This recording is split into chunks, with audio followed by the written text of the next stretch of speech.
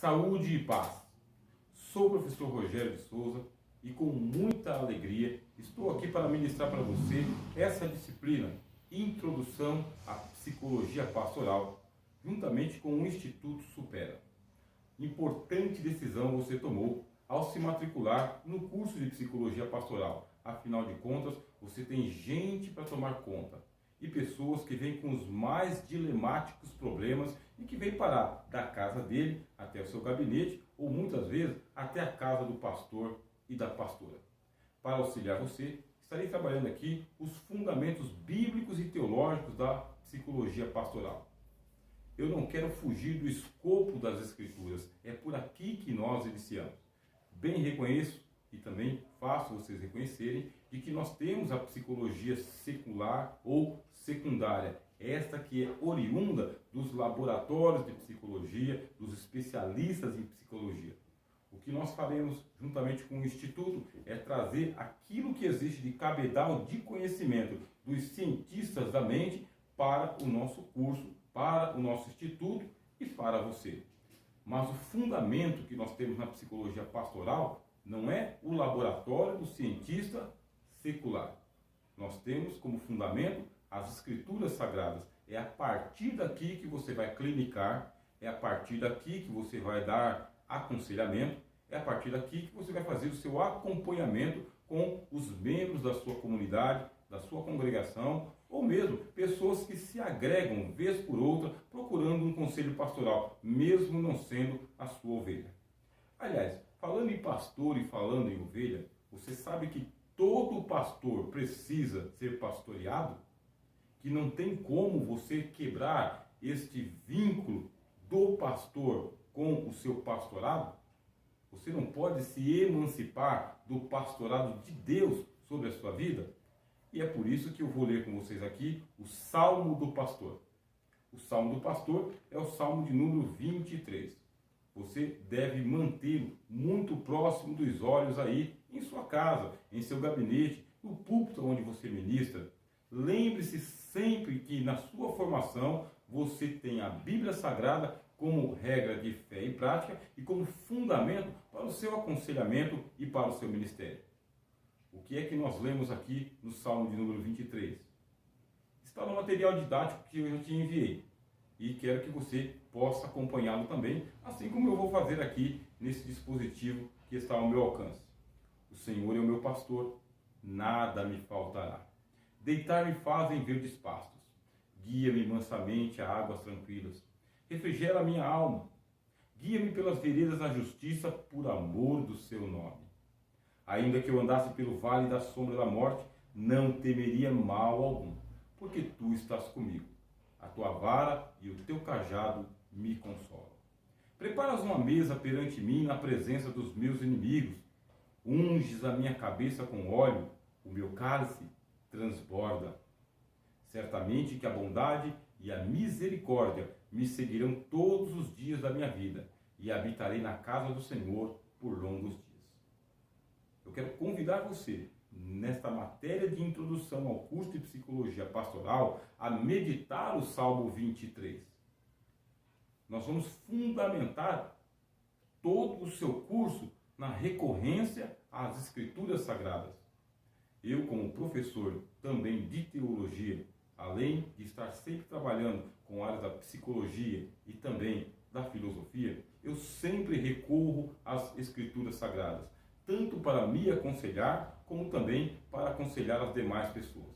Aquele que rejeita o princípio da autoridade das Escrituras no aconselhamento cristão precisa de uma fonte secundária. Aí eu vou lembrar o que diz o profeta Isaías: o meu povo me abandonou, eu que sou fonte de águas vivas, e cavou para si cisternas rotas que não retêm água. E é por isso que você, pastor e pastora, não pode se emancipar das Escrituras Sagradas. Você não precisa cavar cisternas rotas para poder aconselhar o povo de Deus. Você tem um manancial das águas vivas, que é o Senhor. E é por isso que nós vamos dizer para você aqui, juntamente com o Instituto Supera e os demais que trabalham a mesma disciplina. Todo pastor necessita do pastor. Deus está te pastoreando. E se Deus está te pastoreando, está dando a você um modelo de pastorado que Ele quer. O Salmo 23 vai deixar bem claro para nós qual que é o modelo de pastorado que Deus pretende e que Deus quer. O que é que nós lemos aqui? Que existe, meus irmãos, uma cultura do improviso versus uma formação pastoral. O que eu quero dizer para você? Eu quero dizer que você está investindo na sua formação. Eu não sei se você está investindo porque o teu ministério está sustentando e contribuindo com você, ele te encaminhou para que você possa se tornar um pastor e uma pastora conselheira, ou se você tomou iniciativa particular, iniciativa própria e está vindo em busca de formação. Fato é, nós estamos no Brasil e somos pastores brasileiros que apacenta o rebanho no Brasil. Raramente nós vamos encontrar pessoas estrangeiras dentro do nosso rebanho. A grande maioria das pessoas são brasileiros. E os nossos pastores e pastoras são brasileiros também. Só que, infelizmente, a cultura do improviso vai nos dizer o seguinte, que Deus chamou o irmão e a irmã para o ministério, Deus chamou o irmão e a irmã para o pastorado, condicionou ou deu a você o dom espiritual, o dom do pastorado, e agora o dom vai ser suficiente para você pastorear a igreja de Deus. Mas o que nós temos visto é que no começo tudo vai dando muito certo, as pessoas estão experimentando como é que funciona o seu ministério e a sua administração, mas daqui a pouco os problemas começam a surgir. E aí vem as demandas de uma congregação, de uma igreja, de um grande ministério sobre a sua mesa, sobre, inclusive, a sua própria casa. De repente, pessoas estão batendo a sua porta. De repente, o seu celular está tocando. O seu WhatsApp se enche de mensagens. E você percebe que precisa dar muito aconselhamento, muito acompanhamento. Em alguns casos, você tem que encaminhar essas pessoas para outros especialistas. E aí? Como que você vai fazer? Vai agir de que maneira? Muito bem, se você tiver a cultura do improviso, você vai fazer como a maioria faz. Ouve um pouco o irmão, abre uma palavra mais ou menos aleatória, dá um conselho improvisado para a pessoa e despede ela com o problema para casa. Mas, ao contrário, você pode receber uma formação pastoral. E o irmão e a irmã que recebe formação pastoral já sabe muito bem que não adianta só folhear a Escritura Sagrada, ler um texto, fazer uma oração e despedir a pessoa para a sua casa para que ela mesma resolva os seus dilemas.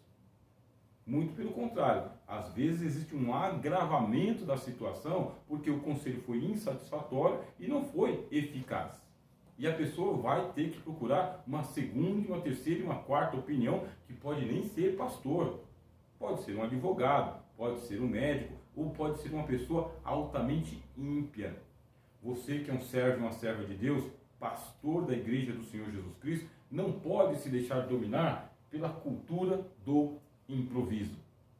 Tá bom, se no começo do seu ministério você não teve ninguém que investiu na sua formação, você não tinha condições, o teu ministério não tinha esta visão, vamos então colocar aqui uma pedra de tolerância. Você não tinha condições antes, mas agora o seu chamado, a sua vocação, o seu ministério está exigindo que você receba formação. E que tipo de formação? Formação pastoral. Ah, mas eu já tenho o curso básico em teologia, ou o curso médio em teologia, ou então você já é um bacharel em teologia. Isso também é fundamental e essencial para todo servo e serva de Deus que vai trabalhar com a palavra, com o ministério e com o púlpito. Agora, ao se acercar dos problemas existenciais das pessoas, como um pastor se acerca dos problemas do seu rebanho, você não está só exercendo a função pastoral, você também vai estar ocupando a cadeira de um conselheiro espiritual, isto é, de um psicólogo. Parabéns a você que aderiu ao curso de psicologia pastoral, que vai levar a sua formação a sério até o fim e que vai abandonar a cultura do improviso. Bom, quando você vem atrás de formação, o que é que você precisa ter em primeiro lugar? Consciência de que você vai receber um preparo intelectual. É impossível você iniciar e terminar esse curso tendo o mesmo quantum de conhecimento que você tinha anteriormente. Nós vamos fazer uma diapasão intelectual, fornecendo a você material didático, pedagógico e no âmbito da psicologia para que a sua intelectualidade seja trabalhada. Os problemas eles vão dos mais singelos, mais simples, mais domésticos, mais do dia a dia, até os mais complexos que você possa imaginar. Pode ser uma mera crise existencial ou pode ser uma neurose ou uma psicopatia. E você precisa saber diferenciar se isso dá para colocar um band-aid ou se isso precisa de uma cirurgia. Você tem que saber diferenciar se uma oração com alguns textos bíblicos e um estudo bíblico ministrado é suficiente ou se a família vai ter que passar por uma terapia pastoral. Por isso, nós vamos trabalhar sim também o seu preparo intelectual. E mais ainda, você precisa da compreensão dos lamentos humanos. O pastor que se especializa, que se esmera em tomar conta de almas, sabe que existem no livro das Lamentações na palavra de Deus. E por que existe o livro das Lamentações? Porque há momentos de lamento, meus irmãos. O estado que nós estamos vivendo agora nos mostra de que muita gente com muitos problemas precisa de um aconselhamento pastoral. E você, irmão e irmã, está sendo contemplado com essa oportunidade de sanar, de curar, de mitigar as dores das pessoas. E por isso nós vamos aqui trazer muitos estudos de casos e muitas situações onde você vai compreender o porquê do lamento humano. Muitas vezes você vai ser só o auditor das pessoas que precisam de um ombro para chorar. Ótimo, excelente. Então você vai cumprir o que diz a palavra de Deus. Você vai se alegrar com os que se alegram. Mas você também vai aprender a chorar com os que choram. E você não vai chorar à distância, como os amigos de Jó fizeram com ele. Você lembra dessa situação? Eles vieram de longe e de longe permaneceram, observando o seu amigo em cacos de telha. E de longe choraram. Ao pastor, isso não é dado como direito. Você vai ouvir o lamento das nações, o lamento do seu rebanho, o lamento da sua congregação, e você vai estar ao alcance de um lenço para poder fornecer a ele, ou a ela, ou até a família inteira.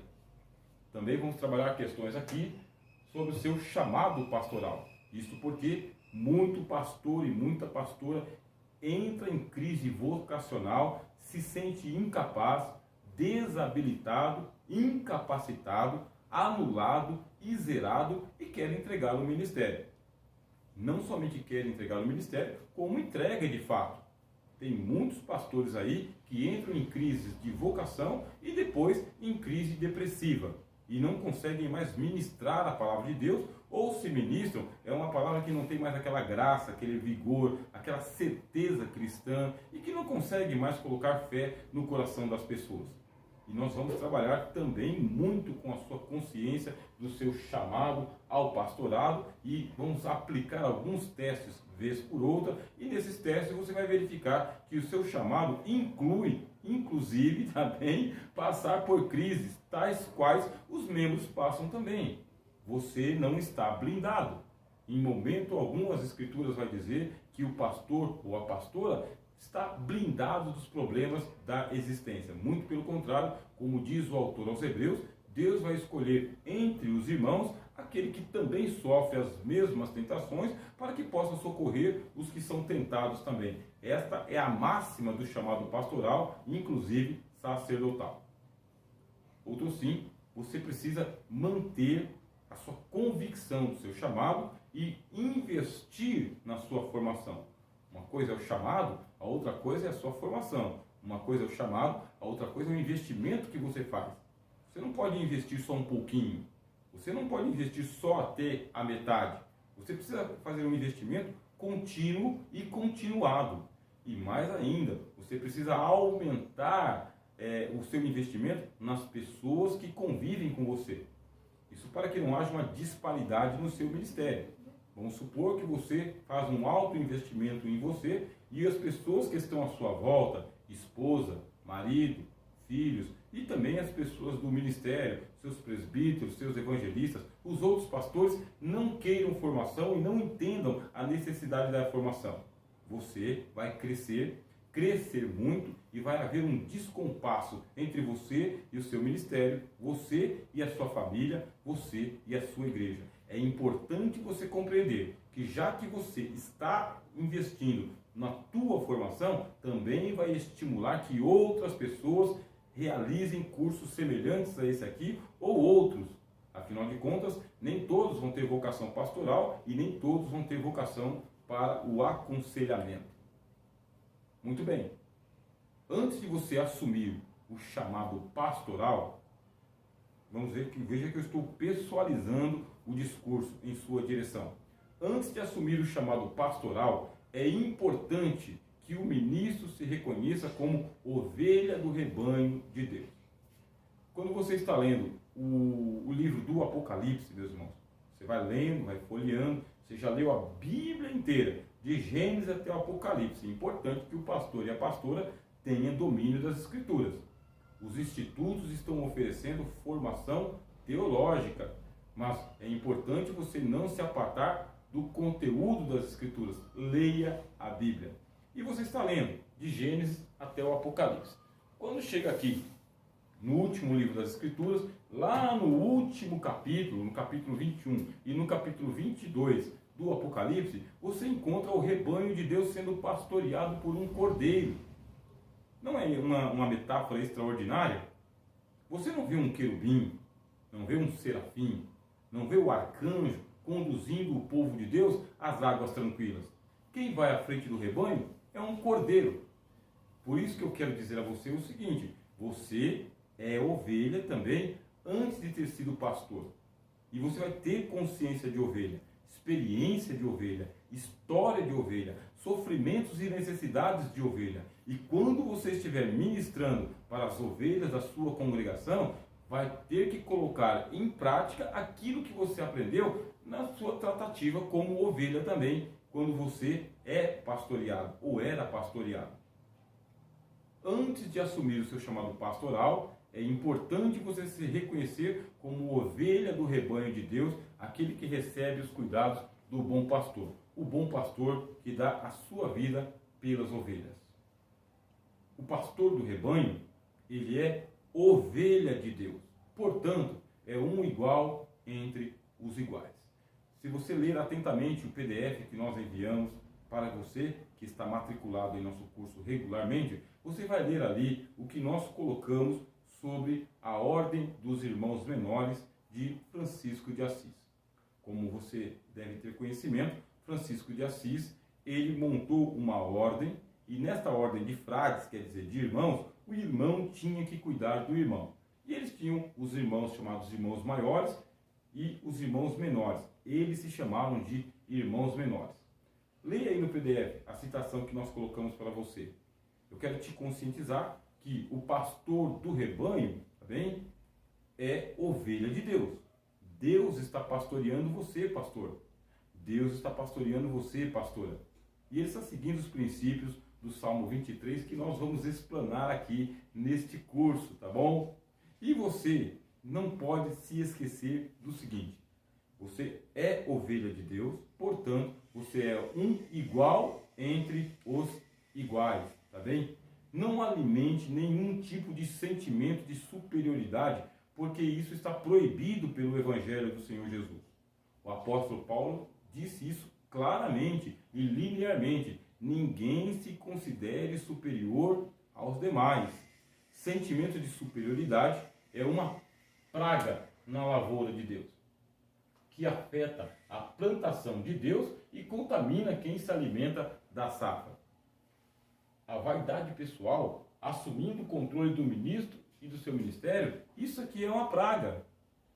Nós não podemos pensar em pastores e pastoras vaidosos que servem de mau exemplo ao seu rebanho com a sua vaidade, que alimentam, infelizmente, esse sentimento de superioridade.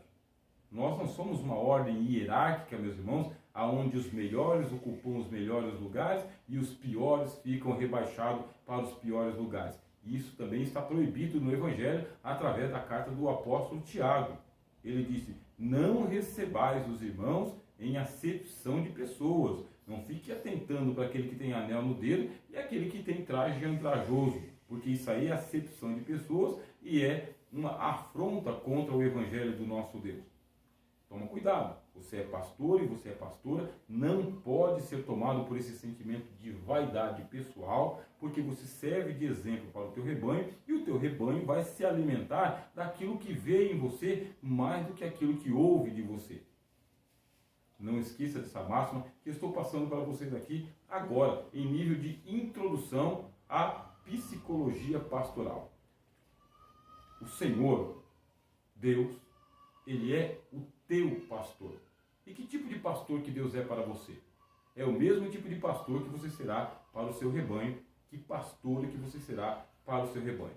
Você será o pastor pessoal do seu rebanho. Olha aqui, pastor pessoal. Você não pode impessoalizar o seu pastorado, o seu aconselhamento e o seu ministério. Isto é, você não pode terceirizar. Se você fizer isso, não está imitando o bom pastor que dá a vida pelas ovelhas. Não está seguindo à risca os princípios de pastorado do Salmo de número 23. Você precisa se pessoalizar com o seu rebanho. E aí vai um processo. Nesse processo é conhecer as suas ovelhas pelo nome. Pelo primeiro nome. E depois o que lhe acontece em decorrência. Veja bem, eu escrevi aqui e vou transmitindo para vocês, tá bem? Que a função pastoral, ela inclui pessoalidade, aconselhamento, acompanhamento e encaminhamento. O que isso significa?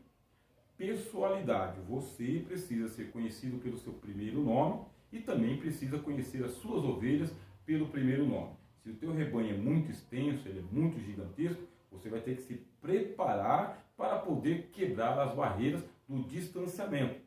Precisa conhecer as suas ovelhas pelo primeiro nome. Desde a senhora mais idônea, a mais antiga crente da sua igreja, até ao novo convertido que está chegando. Essa tarefa pode ser feita por você se você montar o seu gabinete pastoral para o atendimento às pessoas. Cuidado para você não se ocupar demais com o ministério e abandonar aqui o seu rebanho. Bom, no seu gabinete pastoral, ou então ali, numa cadeira próxima ao púlpito, ou numa visita que você vai fazer para o seu membro, você vai trabalhar com o aconselhamento, meus irmãos. Porque a Bíblia nos diz que na multidão dos conselheiros é que está a sabedoria. Tem gente que precisa ser aconselhado. Não caia naquela esparrela que diz que se conselho fosse bom não se dava, se vendia. Isso aí é contra as Escrituras. A Bíblia deixa claro para nós que o lugar do conselho, meus irmãos, aonde existe o conselho, ali se diminui o número de transgressões. Uma vez que você aconselha as pessoas, tem que fazer o acompanhamento. Como dizem as Escrituras, lança o teu pão sobre as águas e depois de muitos dias você o achará. Não é só dar um conselho e despedir a pessoa com a paz. É você dar o conselho e depois você acompanhar para ver se a pessoa cumpriu ou se ela não cumpriu aquilo que você disse. Por exemplo, o Senhor Jesus ele disse aos leprosos: vocês estão curados, vão lá e se mostrem para o sacerdote. Eles foram, mas depois um voltou. O Senhor Jesus acompanhou os 10. Os 9 não quiseram mais o acompanhamento, seguiram com as próprias pernas, não necessitaram. Mas um voltou, e esse sim teve o acompanhamento do Senhor Jesus, e Cristo disse a eles o quê? Cadê os outros 9? Só um voltou? Só o estrangeiro? Você é um pastor, conselheiro, e você vai acompanhar a situação que veio até você. Você não precisa correr atrás de problemas para trazer para o seu gabinete pastoral para se sentir ultra ocupado. Não é esta a linha de formação que nós oferecemos para você. Agora, se vieram até você, dê o atendimento necessário.